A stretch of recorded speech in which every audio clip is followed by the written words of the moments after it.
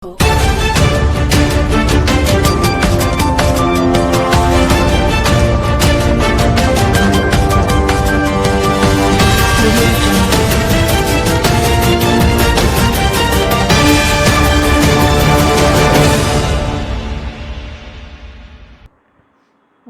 તાલુકાના 35 તલાટી કમ મંત્રીઓનો મહેસૂલી કારીગરી બંધ રાખવાનો નિર્ણય।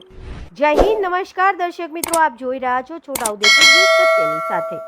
ગુજરાત રાજ્ય તથા છોટાઉદેપુર જિલ્લા તલાટી કમ મંત્રી મંડળના આહવાનને સમર્થન આપતા બોડેલી તાલુકા તલાટી કમ મંત્રી મંડળે મહેસૂલી કારીગરી બંધ રાખવાનો નિર્ણય કર્યો છે।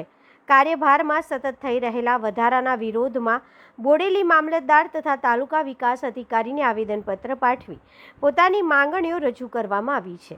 બોડેલી તાલુકાના અંદાજે 35 જેટલા તલાટી કમ મંત્રીઓ આ નિર્ણયમાં જોડાતા મહેસૂલી કારીગરી પર અસર થવાની શક્યતા છે। તલાટી કમ મંત્રીઓએ જણાવ્યું હતું કે વધતા કામગીરીના ભારણને કારણે લાંબા સમયથી મુશ્કેલીઓનો સામનો કરવો પડી રહ્યો છે। માંગણીઓનો યોગ્ય ઉકેલ ન આવે ત્યાં સુધી મહેસૂલી કામગીરી બંધ રાખવાનો નિર્ણય લેવામાં આવ્યો છે। Bureau report Virendrasinh Desai, Bodeli, Chhota Udepur.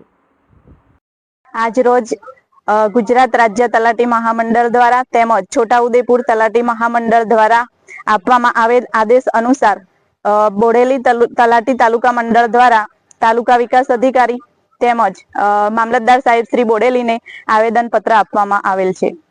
કઈ બાબતમાં? મહેસૂલી કામગીરી બંધ કરેલ છે।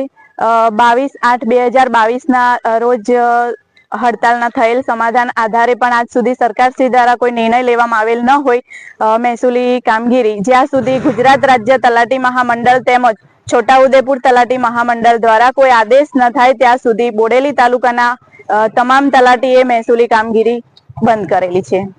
શું નામ તમારું? સ્મિતા પટેલ।